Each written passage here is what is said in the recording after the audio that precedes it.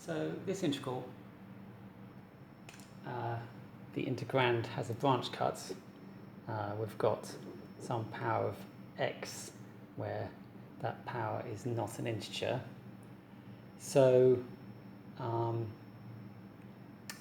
this has a branch point at the origin. And basically, if you're integrating from 0 to infinity, that basically means the best place to choose the branch cut is along this positive real axis. So if we draw a picture of what we're doing, we're going to have a branch cut here. And this is actually great for finding this type of integral. So basically, we'll choose a contour which looks like this. So we've got a circle, radius r. We have a small semicircle here, which is radius epsilon. So this distance here is epsilon, the x and y axes, and this is our contour gamma. So we consider limit as r goes to infinity and epsilon goes to 0 of the contour integral around the contour gamma of dz plus 1. Okay, so the limit as epsilon goes to 0 and r goes to infinity, this bit along here will be the integral we want, I. Then we have the integral around the circle, which as epsilon goes to 0,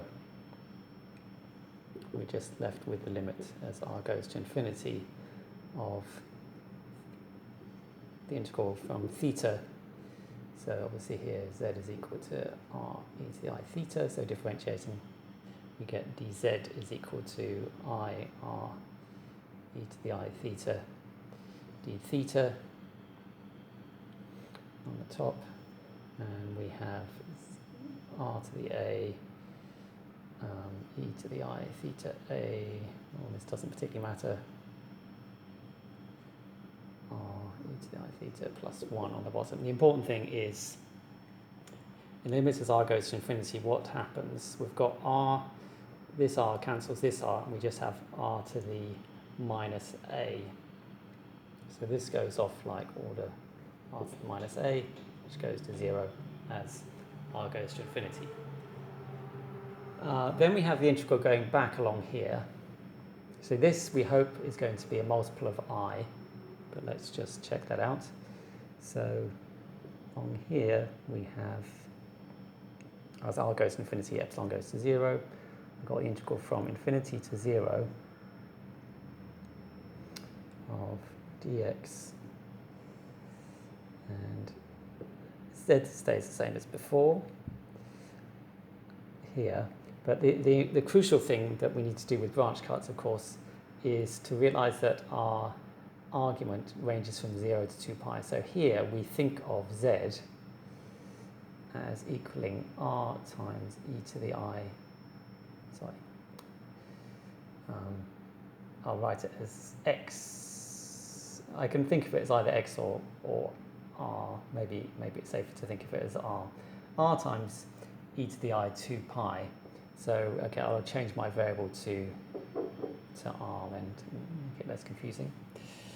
Okay, so this obviously is the same as r, same as x,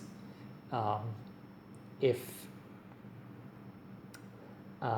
we're not raising x to any non-integer power. So we just end up with r plus 1 here. But when I raise this to power a, I'm going to get r to the a, which looks like this, x to the a, so that's no problem. But I'll also get e to the I 2 pi a coming in. So this is basically, we therefore have this integral I, but multiplied by e to the minus I 2 pi a. And last but not least, well, we have to consider this integral around here. Okay, so this is something new. So it's a limit as epsilon goes to 0. And again, we've got an integral like this, but this time instead of big R, around here we have z equals epsilon times e to the I theta. So instead of r, we have epsilon. And epsilon ranges from, it's going clockwise here, so it's from, not this particularly matters, but it's 3 pi by 2 to pi by 2. And then, yeah, similar sort of expression to before. But now, of course, we have epsilon going to 0, so we see what happens in that case.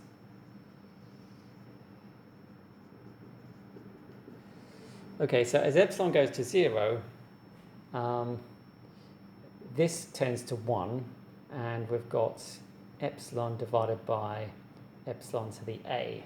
So this goes off like order epsilon to the 1 minus a. Now, crucially, a is less than 1. So that means this is a positive exponent. So we're okay as epsilon goes to 0. So this, therefore, does go to 0 as epsilon goes to 0.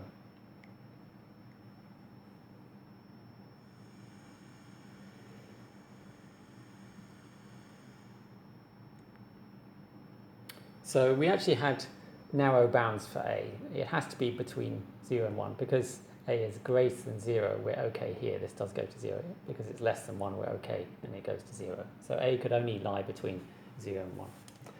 Okay, so the rest is now fairly straightforward. Of course, we need to know where the poles of this are.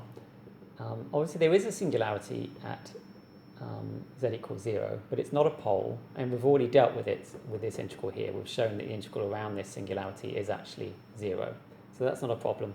The only singularity we have left is this one, which is at z equals minus 1. So we're going to need to find the residue at z equals minus 1.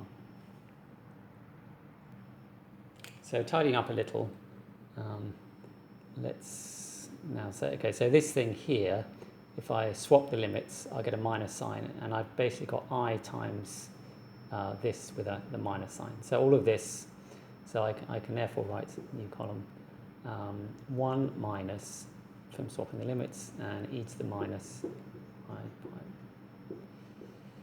times I, so that's from this, is equal to 2 pi I times the residue, so all this comes residue theorem, residue of our function, so it's 1 over z to the a times z plus 1, evaluated at z equals minus 1.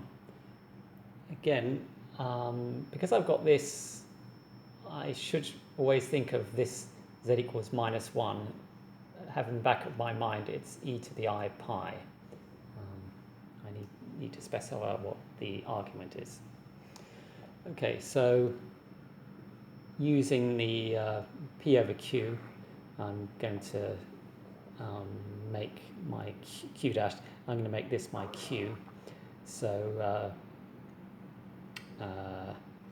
that gives me, Q dash just gives me 1. So I've just basically got 1 over, I got 2 pi I over,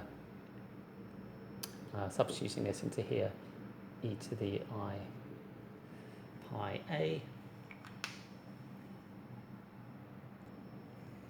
So rearranging gives me I equals 2 pi I over, and then I'm dividing this by this, so I'm basically multiplying, so I end up with e to the I pi a minus e to the minus I pi a. And this looks familiar. Basically this is just sine of pi a, or 1 over sine of pi a. So I've got pi over sine of pi a.